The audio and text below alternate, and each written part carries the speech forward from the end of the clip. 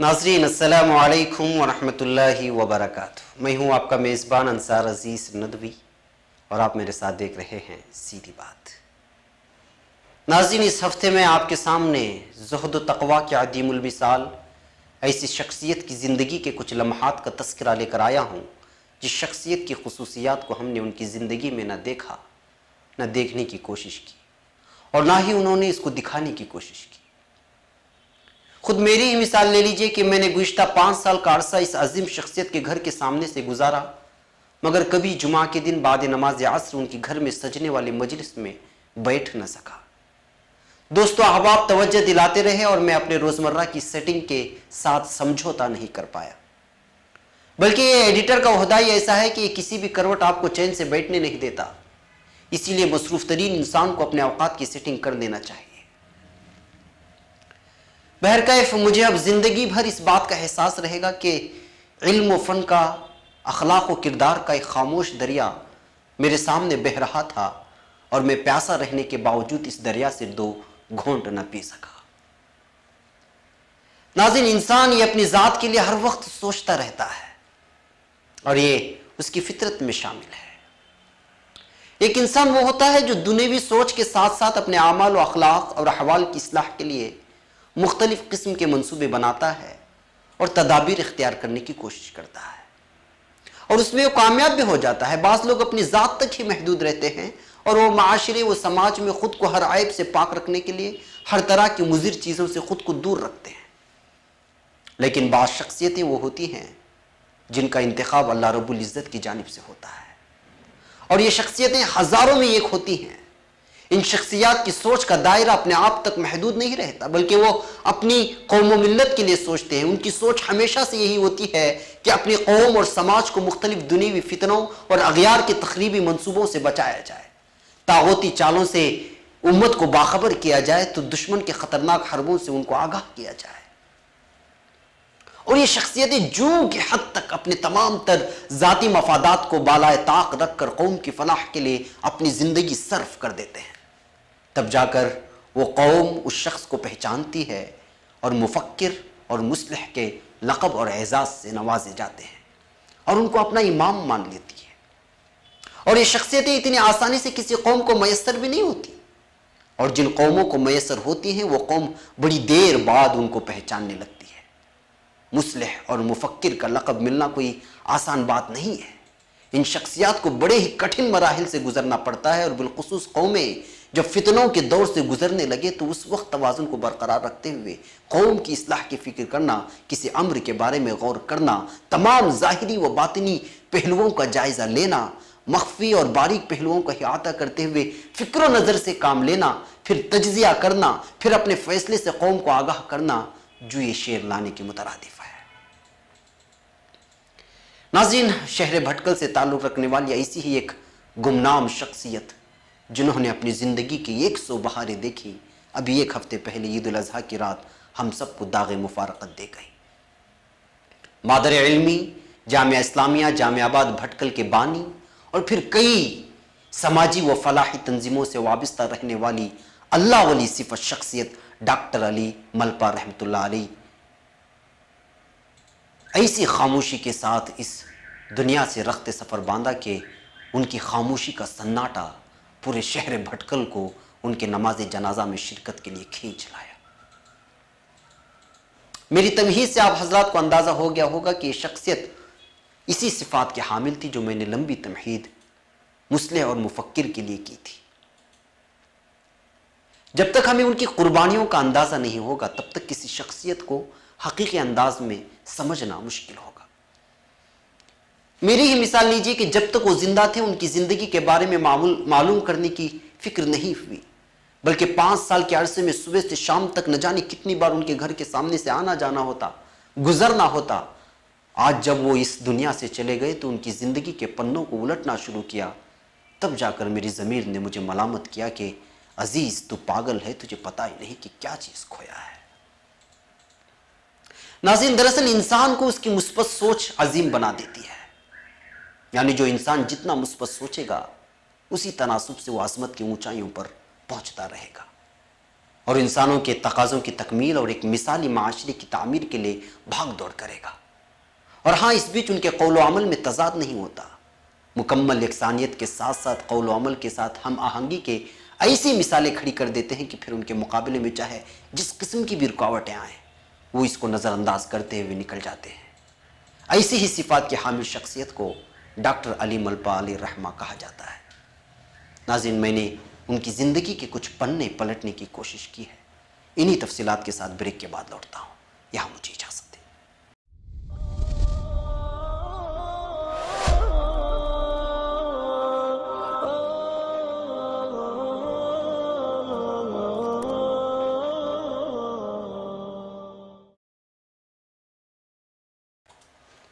नाज़रीन, इस्तकबाल है सीधी बात की अनोखी महफिल में। नाज़रीन, डॉक्टर अली मलपा साहब अलैहिर्रहमा की खुसूसियात का इहाता करना बड़ा ही मुश्किल तरीन अम्र है, क्योंकि मुख्तसर वक्त में ये नामुमकिन है। मगर उसके बावजूद मैं कोशिश करूँगा कि इस शख्सियत को कुछ मैं समझ पाऊँ। दरअसल इनके तारुफ के लिए मेरे मादर इल्मी जामिया इस्लामिया जामियाबाद भटकल का ही सिर्फ नाम काफ़ी है, जिसके चमन में ऐसे ऐसे फूल खिले कि वो अपनी महक आज दुनिया के गोशे गोशे में पहुँचा रहे हैं। जामिया इस्लामिया जामियाबाद के बानियान में सर फहरिस्त जिनका नाम है और जामिया का तखय्युल उस दौर में पेश करने वाले डॉक्टर अली मलपा थे। उनके साथ दीगर बानियान का ही इखलास, तगोदो, मेहनत, लिल्लाहियत का नतीजा है कि आज जामिया इस्लामिया के सपूत दुनिया भर में फैल कर दीन इस्लाम की खिदमत कर रहे हैं। और इसी चार दीवारी में जानू तलमुस तह करने वाला ये पागल अजीज भी यहाँ खड़े होकर कुछ ऊट पटांग बोलने के काबिल बना है। शहर भटकल की मशहूर उलमाए दीन की शख्सियात जिनको दुनिया ने पहचाना, चाहे वो मेरे मुरब्बी मरहूम मौलाना अब्दुल बारी नदवी हो, जिनके जनाजे के मंजर ने दुनिया को ये बावर कराया था कि वो क्या शख्सियत थी, या फिर पूरे हिंदुस्तान भर में मसाजिद और मदारिस का जाल बिछाने वाले उस्ताद मुकर्रम मौलाना अयूब नदवी हों, और फिर इस्लामियात और मौलाना अबुल हसन अली नदवी अकेडमी की खिदमात को हिंदू बैरून हिंद में मुतारिफ करके अपनी अलग पहचान बनाने वाले मेरे उस्ताद मुकर्रम मौलाना इलियास नदवी भटकली हो, या मौलाना फैसल भटकली हो, जिन्होंने अपनी सलाहियतों से अरब ममालिक में शहरत के झंडे गाड़ दिए, या दीगर मशहूर शख्सियात जिनके नाम मुझे याद नहीं आ रहे इस वक्त, वो सब के सब इसी जामिया इस्लामिया जामियाबाद भटकल के तय और इसी जामिया का तखय्युल पेश करने वाले डॉक्टर अली मलपा साहब थे। अल्लाह ताला तमाम बानियान जामिया इस्लामिया को करवट करवट जन्नत नसीब करे, उनके इखलास का एक चौथाई हिस्सा हमें भी नसीब हो। नाज़रीन, डॉक्टर अली मलपा साहब बहैसियत डॉक्टर होने के साथ साथ वो अपनी ज़िंदगी में हर लम्हा कौम की इस्लाह की फ़िक्र को लेकर चले। ज़िंदगी की सौ बहारें देखने वाली शख्सियत का रूहानी ताल्लुक़ अपने वक्त के बड़े बड़े उलमाए किराम और औलिया किराम से था। आइन जवानी में बुजुर्गान दीन से ख़त व किताबत के साथ साथ रूहानी ताल्लुक़ जोड़ने का सिलसिला था। यही वजह थी कि तलाश माश के लिए बांग्लादेश और मुंबई वगैरह में अपनी तिजारत के साथ लगे रहने के बावजूद बुजुर्गान दीन के साथ अपना रब्त बाकायदा रखा। तबीयत ने तिजारत के नाम पर शायद सफ़र को गवारा नहीं किया। इसी वजह से 1954 में बाकायदा अपने वतन भटकल में रहते हुए अपने होम्योपैथिक के पेशे को अपनाकर कौम की खिदमत के लिए अपने आप को पेश कर दिया। अपने मुख्तसर बयानात के साथ नौजवान तबके को करीब करने वाले डॉक्टर अली मलपा साहब ने उस वक्त के कौम का दर्द रखने वाले अपने अहबाब के सामने ऐसे वक्त में एक दीनी मदरसे का तखय्युल पेश किया जिस वक्त इसकी सबसे ज़्यादा ज़रूरत थी। बहरकैफ नाज़रीन, डॉक्टर अली मलपा साहब अलैहिर्रहमा का रूहानी ताल्लुक़ बर्र सग़ीर की दो अजीम शख्सियात हज़रत मौलाना शाह वसीउल्लाह फ़तेहपुरी अलैहिर्रहमा और मुहसिन सुन्ना मौलाना शाह अबरारुल हक़ हरदोई रहमतुल्लाह अलैह से था। इन शख्सियात ने डॉक्टर साहब को खिलाफत और बैअत की इजाज़त भी दी थी। तकरीबन 40 साल तक मुसलसल एतिकाफ़ का मामूल बनाने वाले डॉक्टर अलैहिर्रहमा तवाज़ु इनकिसारी की मुँह बोलती तस्वीर थे।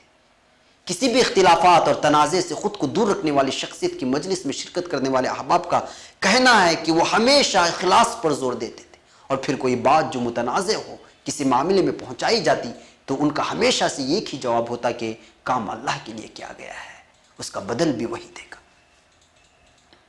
आइन जवानी में खिदमत खल्क का जज्बा दिल में लिए अपने औकात को कौम के लिए सर्व करने वाले डॉक्टर साहब का शायद ही कोई मुखालिफ या मुआनिद हो। जामिया मस्जिद भटकल और मस्जिद मिलिया नवायत कॉलोनी में भी तालीम और ताल्लुम का सिलसिला कई सालों तक जारी रखे हुए थे। मरहूम डॉक्टर शहर भटकल और बैरून भटकल की कई समाजी, तालीमी व फलाही तंजीमों के अराकीन जिम्मेदारान में से रहे। जामिया इस्लामिया के नाजिम के तौर पर भी कई साल तक खिदमत अंजाम देते रहे, तो वहीं आखिरी सांस तक सदारत के ओहदे पर भी फाइज रहे। शहर की समाजी व सियासी तंजीम मजलिस इस्लाह तंजीम में नायब सदर की हैसियत से भी खिदमत अंजाम दी। मिन जुमला तौर पर वो बैक वक्त अपने कौम की जिस्मानी मेडिसिन के अलावा रूहानी मेडिसिन भी दे रहे थे और समाजी खिदमत के लिए मुख्तलिफ तंजीमों और जमात के अराकीन में शामिल होकर फलाही खिदमत भी अंजाम दे रहे थे। इब्तिदाई तालीम अंजुमन हामी मुस्लिमीन भटकल के स्कूल में हासिल करने वाले डॉक्टर अली मलपा साहब के असातिज़ा में से हज़रत मौलाना अब्दुल हमीद नदवी अलैहि रहमा, मोहतशम मोहम्मद मीरा, सिद्दी बापा साहब और इस्माइल बिन हसन सिद्दीक़ा जैसे मशहूर शख्सियात थी जिनकी अपनी अलग ही तारीख है। नाज़रीन, यहाँ एक और ब्रेक की मुझे इजाज़त है, कुछ और तफसीलात के साथ आपके सामने हाजिर होगी।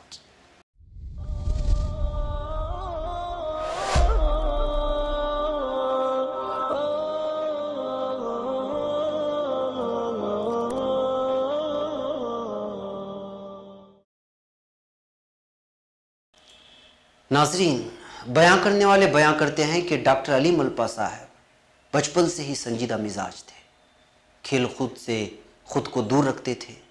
7वीं जमात तक तालीम हासिल करने वाले डॉक्टर मलपा साहब तलाश माश के लिए मुल्क की मुख्तलिफ रियासतों जिसमें सर फहरिस्त मद्रास, कलकत्ता और मुंबई दर्ज है, यहाँ का सफ़र किया और फिर तिजारत के साथ साथ होम्योपैथी की तालीम हासिल करके उसी को अपनी गुजर बसर का जरिया बना लिया।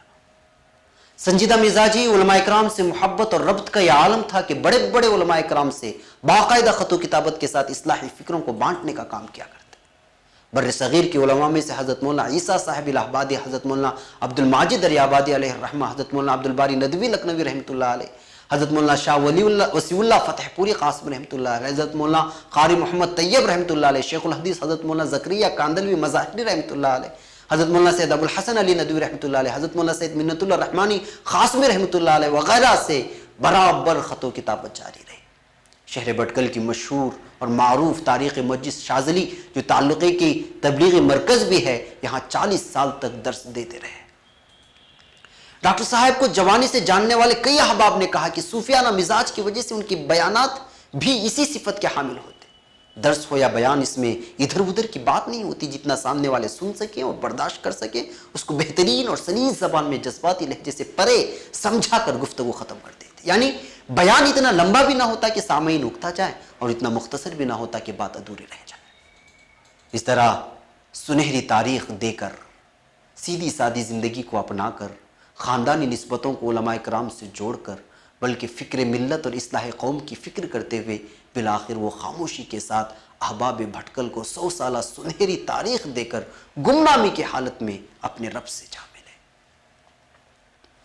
डॉक्टर साहब हों या फिर उस वक्त उनके साथ जामिया के तखय्युल को अमली जामा पहनाने में जिन बानियान जामिया ने साथ दिया, उनके लिए जामिया इस्लामिया ही काफ़ी है तारुफ के लिए भी और ज़ख़ीरे आखिरत के लिए भी। मिल्लत का दर्द लेकर नामुन्नमूद से बचाते जब इखलास के साथ किसी इदारे की बुनियाद रखी जाती है तो फिर उस इदारे को बुलंदियों तक पहुंचने में देर नहीं लगती। असबाब के ना होने के बावजूद बानियान का इखलास उसे सुरैया तक पहुंचा देता है।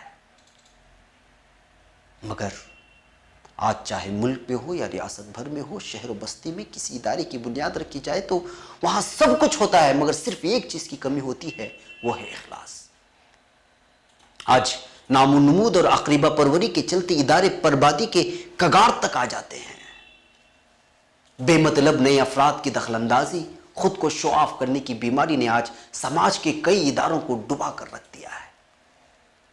सलाहियतों पर इस्तेहसाल क़ुव्वत इजारादारी साबित करना चाहते हैं और ना मानने की सूरत में बदनामी का ढिंडोरा पीट कर खुद को साफ शफाफ पेश करने की कोशिश करते हैं, बार बार करते हैं, मगर इसके बावजूद वो अपनी साजिशों में कामयाब नहीं हो पाते। चाहे तो देख लें आप अपने पास आसपास में क्या हो रहा है। हम किसी गरीब को देने से पहले ही अखबार में इशाए कर देते हैं कि फलां साहब फलां दिन फलां इलाके में पहुंचने वाले हैं और सैलाब मुतसरीन को इमदादी सामान फराहम करने वाले। फिर तीसरे दिन आपको एक अखबार में मिलेगा कि एक गरीब खातून हाथ में थैला पकड़े हुए है और एक अमीर दौलतमंद और उसके हवारी मुस्कुराहट के साथ तस्वीर खींचाकर इस लाचार बेबस औरत की गुर्बत का मजाक उड़ा रहे होते हैं। कितनी तस्वीर चाहिए आपको, कितने मनाजिर चाहिए आपको। सियासी नेता हो कि दीनदार तबका, मुझे माफ़ फरमाए अगर ये अल्फाज आपको सख्त लगे, लेकिन मुझे सीधी सीधी बात आपके दिलों पर नश्तर बनाकर छुपोने दीजिए कि हर शहर बस्ती कॉलोनी ताल्लुका ज़िला रियासत और कौमी सतह की फलाही तंजीमें आज यही कर रही हैं, गुर्बत का मजाक उड़ा रही हैं। हाँ, मैं ये मानता हूं कि इस तरह आप अपना काम दिखाकर आवाम से, गरीबों के लिए चंदा इकट्ठा करना चाहते हैं, कीजिए। इसका कोई और रास्ता भी होगा। गरीबों की गुर्बत का मजाक उड़ा करके नहीं, मिस्कीन की लाचारी का मजाक उड़ा करके नहीं, इज्जतदार घरानों की औरतों को नुक्कड़ पर खड़ा करके उनके हाथ में थैला थमा करके नहीं। इखलास से अगर फलाही काम हो रहे हैं तो फिर दुनिया के मालदार और दौलतमंद खुद ढूंढते हुए आपके कदमों पे आएंगे। खुदारा गरीबों का मजाक ना उड़ाएं। मैंने मरहूम डॉक्टर अली मलपा साहब की जिंदगी के पन्नों को टटोला तो उनकी पूरी जिंदगी मुझे एक ही पैगाम दे रही थी, वो ये कि तुम खुद को गुमनाम रखो। तुम्हारी हयात में ये दुनिया तुम्हें पहचाने कि ना पहचाने, मगर मरने के बाद तुम्हारा जनाजा गवाही देगा कि तुम किन सिफात के हामिल थे। नाज़रीन, बुजुर्ग शख्सियात की ज़िंदगी के हालात को बयान करने का मकसद तारीख़ पर अपनी अबूरियत के झंडे गाड़ना नहीं होता, बल्कि उनकी ज़िंदगी के एक एक पहलू को देख कर, परख कर, उनकी अच्छाइयों को अपनी ज़िंदगी में लाना असल में यही होता है। बात दरअसल समझने की है और हम समझते नहीं। जी हाँ नाज़रीन, यही है हकीकत।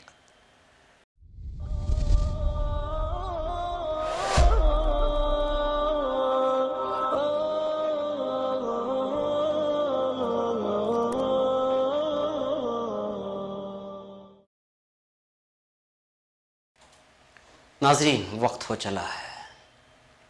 एक बात आप याद रखें, आज के इंसान का सबसे बड़ा मसला यह है कि वो सामने वाले के बारे में मनफी सोच ज़्यादा रखता है बमुकाबला मुस्बत सोच के, और हम यहीं पर मार खा जाते हैं।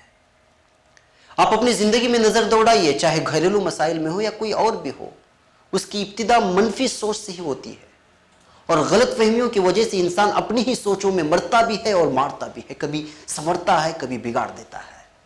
इसीलिए मुस्बत सोच अगर ज़िंदगी में लेकर चलेंगे तो दुनियादारों की झमेले से बचकर डॉक्टर अली मलपा अलैहि रहमा जैसे बुलंद सोच के हामिल होंगे और ज़िंदगी का मकसद ढूंढ लेंगे। मुझे चलते चलते आशार गुनगुनाने दें ताकि मैं खुद इस एहसास को महसूस करूं। कोई कहता है अब किससे कहें और कौन सुने जो हाल तुम्हारे बाद हुआ, इस दिल की झील से आंखों में एक ख्वाब बहुत बर्बाद हुआ। ये हिजर हवा भी दुश्मन है इस नाम के सारे रंगों की, वो नाम जो मेरे होठों पर खुशबू की तरह आबाद हुआ। इस शहर में कितने चेहरे थे, कुछ याद नहीं सब भूल गए। एक शख्स किताबों जैसा था, वो शख्स ज़बानी याद हुआ। वो अपनी गांव की गलियां थी, दिल जिनमें नाश्ता गाता था। अब इससे फ़र्क नहीं पड़ता नाशाद हुआ या शाद हुआ। बेनाम सताइश रहती थी इन गहरी सांवली आंखों में, ऐसा तो कभी सोचा भी न था। दिल अब जितना बेदाद हुआ, दिल अब जितना बेदाद हुआ। नाज़रीन, यहाँ मुझे इजाज़त है, फिर आपसे मुलाकात होगी। अस्सलामु अलैकुम व रहमतुल्लाहि व बरकातुहू।